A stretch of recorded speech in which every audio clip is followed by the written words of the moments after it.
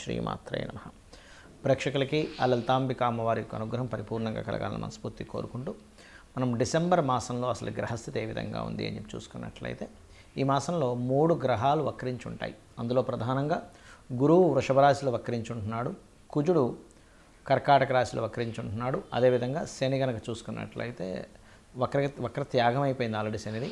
ఇక బుధగ్రహం పర్టికులర్గా మనకి ఈ యొక్క వృశ్చిక రాశిలో ఉండి 16వ తేదీ వరకు వక్రగతిలో ఉంటాడు రవితో కలిసి. అయితే ఈ రవితో కలిసినటువంటి బుధుడు వక్రత్యాగం 16వ తేదీ అవుతూ అదే 16వ తేదీ ధనస్సులోకి రవి మారుతున్నాడు. అదేవిధంగా శుక్రుడు గమనించుకున్నట్లయితే 3వ తేదీ నుంచి ధనస్సు రాశిలో ఉన్నటువంటి శుక్రుడు మకర రాశిలోకి ఎంటర్ అవ్వడం జరుగుతుంది. ఆయన 29వ తేదీ వరకు మకరంలో ఉండి కుంభంలోకి 29వ తేదీకి వెళ్తూ శనిని కలుస్తాడు. అదేవిధంగా మీనంలో రాహువు, కన్యారాశిలో కేతు యొక్క సంచారం జరుగుతుంది. ఇక ఈ యొక్క గ్రహస్థితిని అనుసరించి ద్వాదశ లగ్నాల వారికి మరియు ద్వాదశ రాసుల వారికి లగ్నం తెలిసిన వారి లగ్నం నుంచి చూసుకోవచ్చు, లేదా లగ్నం తెలియని వారి రాశి నుంచి చూసుకోవచ్చు. వృశ్చిక లగ్నము, వృశ్చిక రాశి. వృశ్చికం వారి కనుక చూసుకున్నట్లయితే మీ యొక్క రాశ్యాధిపతి భాగ్యస్థానంలో వక్రించున్నాడు.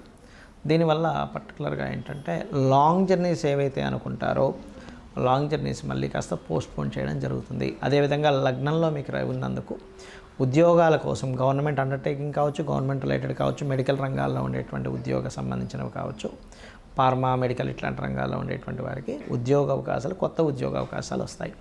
అది కూడా కొన్నిసార్లు చూడండి నైట్ డ్యూటీస్ ఉంటాయి, అట్లాంటివి వచ్చేటువంటి ఛాన్సెస్ అధికంగా కనిపిస్తున్నాయి.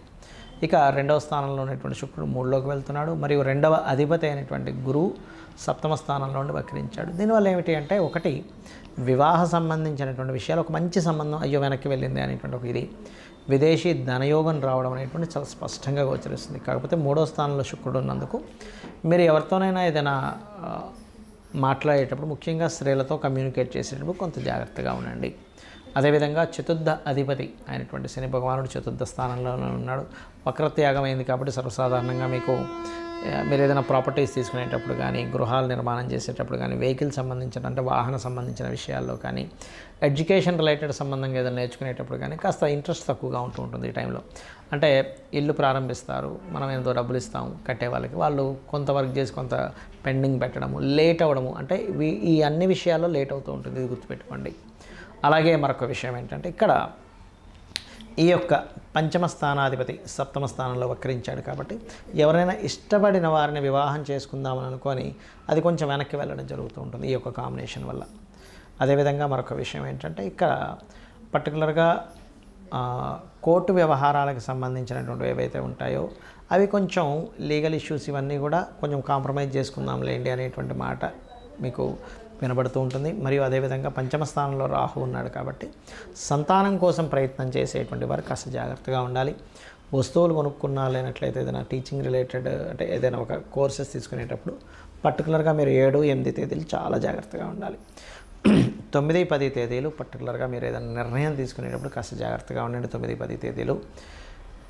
ఇక సాఫ్ట్వేర్ రంగాల్లో ఉండేటువంటి వారికి సంబంధించిన సాఫ్ట్వేర్ రంగాల్లో బిజినెస్ చేసేటువంటి వారికి చాలా అనుకూలమైనటువంటి స్థితిగా చూపిస్తుంది. కాకపోతే ఇందాక నేను చెప్పినట్టుగా అర్ధాష్టమ శని నడుస్తుంది కాబట్టి గృహాలు, వాహనాలు, ఆభరణాలు కొనుగోలు చేసేటప్పుడు మాత్రం కాస్త జాగ్రత్తగా ఉండండి.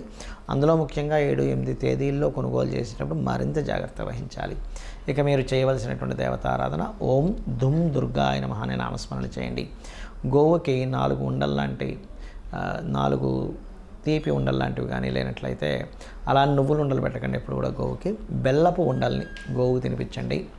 ఓం దుమ్ దుర్గాయ నమః అనే నామస్మరణ చేయండి. అన్ని విధాలా మీకు బాగుంటుంది. చాలామంది నన్ను అడుగుతుంది ఏంటంటే, వాళ్ళ జన్మజాతకాల్లో ఏదైనా వక్రగ్రహం ఉన్నట్లయితే ఏమిటి ఫలితం అని అడుగుతున్నారు.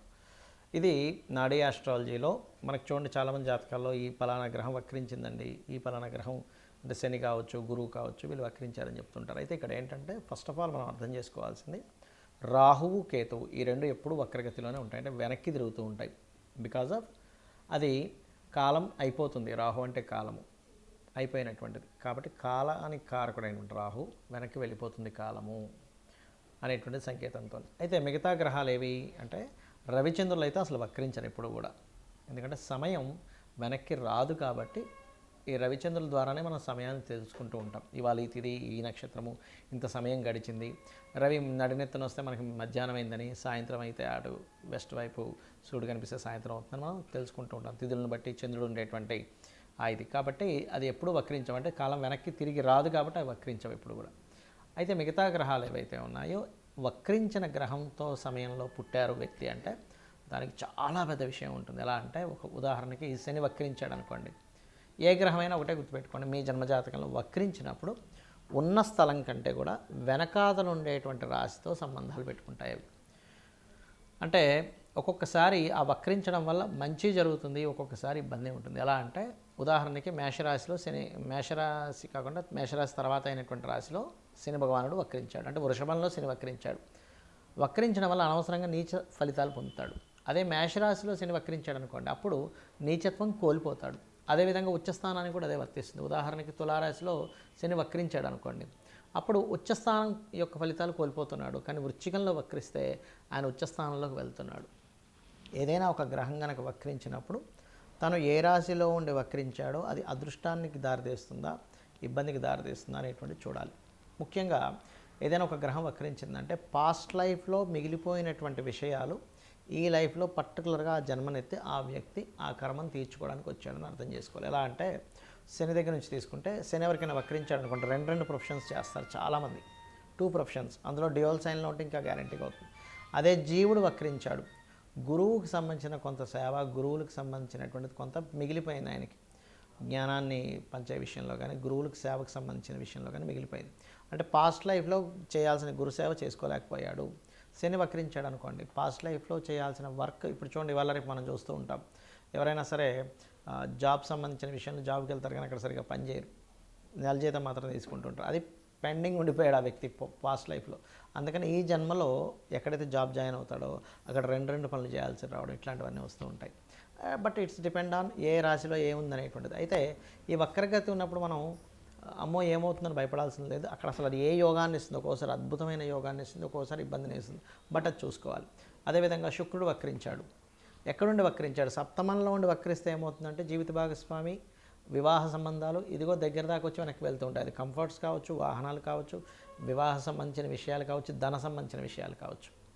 3లో ఉండి వక్రించాడు అనుకోండి, 2లోకి వస్తున్నాడు అంటే ఏమిటి, మీడియేటింగ్ ద్వారా డబ్బులు వస్తాయని. అది ఏ భావంలో ఉండి వక్రించాడో చూసుకోవాలి. ఒకవేళ బుధుడు వక్రగతిలో మనిషి జన్మించాడు అనుకోండి, మీరు ప్యూర్లీ మీ యొక్క నాలెడ్జ్ని షేర్ చేయడం కోసం పుట్టారు, గుర్తుపెట్టుకోండి. అలా షేర్ చేస్తేనే ఈ జన్మ మీకు కంప్లీట్ అవుతుంది. అలా ఒక్కొక్క గ్రహము వక్రించినప్పుడు ఒక్కొక్క ఇది ఉంటుంది. కుజుడు వక్రించాడు, కుజుడు అంటే దేనికి కారకుడు, భూములకు కారకుడు. అది వక్రించినప్పుడు ఒక మంచి ప్లానెట్తో వెళ్ళి కనెక్ట్ అయితే భూముల ద్వారా లాభాలు ఉంటాయి. వక్రించినప్పుడు ఆ 159 యాక్సెస్లో ఇంకొక పాపగ్రహంతో కనెక్ట్ అయితే రావాల్సిన భూమి కాస్త పోయి ఇబ్బంది పడతాడని అర్థం. సో దానికి ఏం చేయాలంటే వక్రించిన గ్రహాన్ని మనం చూసినప్పుడు అది వెళ్ళి ఏ గ్రహాలతో కంజంక్ట్ అవుతుంది, ఏ గ్రహాలతో చూడబడుతుందో తెలుసుకొని దానికి సంబంధించిన రెమెడీ చేసుకుంటే ఈ వక్రగతి ఒకవేళ ఇబ్బందికరంగా ఉంటే ఆ ఇబ్బందికరమైన పరిస్థితులు తగ్గుతాయి. బాగున్నట్లయితే మనం ఏం రెమెడీ చేసుకోకర్లేదు, అద్భుతంగా ఉంటుంది. ఆ రెమెడీస్ కూడా చిన్న చిన్నవి, గోవుకి తినిపించడము, గ్రహాలకు దీపారాధన చేయడము, లేనట్లయితే అమ్మవారి నామాల్లో ఏదైనా ఒక మంత్రం చేసుకోవడం చేస్తూ ఉండాలి. శని వక్రించాడు ఉదాహరణకి, శని వక్రగతి వల్లే ఇబ్బందులు వస్తున్నాయి అనుకోండి, ఎందుకంటే కర్మకారకుడు కాబట్టి వాళ్ళు చేయవలసిన మంత్రం ఏమిటంటే ఓం అనాకలిత సాదృశ్య చుబుక శ్రీ విరాజితాయ నమః. జుపిటర్ వక్రించి నీచ స్థానంలోకి వెళ్తున్నాడు, అలాంటప్పుడు జయ గురుదత్త, శ్రీ గురుదత్త అని నామస్మరణ చేయండి. బుధుడు వక్రించడం వల్ల ఇబ్బందులు ఎదుర్కొంటున్నారు మీరు, అందరికీ ఇబ్బందులు ఎదుర్కోవాలని లేదు. అది ఏదైనా నీచ స్థానంలోకి వెళ్ళినా పాపగ్రహాలతో కంజెక్ట్ అయినప్పుడు మాత్రమే అప్పుడు విష్ణు సహస్రనామాలు చేయండి, లేదా ఓం నమో నారాయణాయ అని నామస్మరణ చేయండి. శుక్రుడు వక్రించాడు, లలితా సహస్రనామాలు చేయండి, లేదా ఓం శ్రీమాత్రే నమః అని చేసుకోండి. కుజుడు వక్రించాడు, ఇబ్బంది పడుతున్నారు మీరు, ఉదాహరణ కుజ సంబంధంగా, అప్పుడు ఏంటంటే ఓం స్కందాయ నమః అని నామస్మరణ చేయండి. ఎందుకంటే వక్రగతి మీరు మీ పాస్ట్ లైఫ్లో చేయాల్సినటువంటి కొన్ని పెండింగ్ కర్మాస్ క్లియర్ చేసుకోవడానికి జన్మెత్తారని అర్థము. కాబట్టి ఇలా చూసుకొని చేసుకోండి. అన్ని విధాలా మీకు అమ్మవారి అనుగ్రహం ఉండాలని, కలగాలని మనస్ఫూర్తిగా కోరుకుంటూ శ్రీమాత్రే నమః.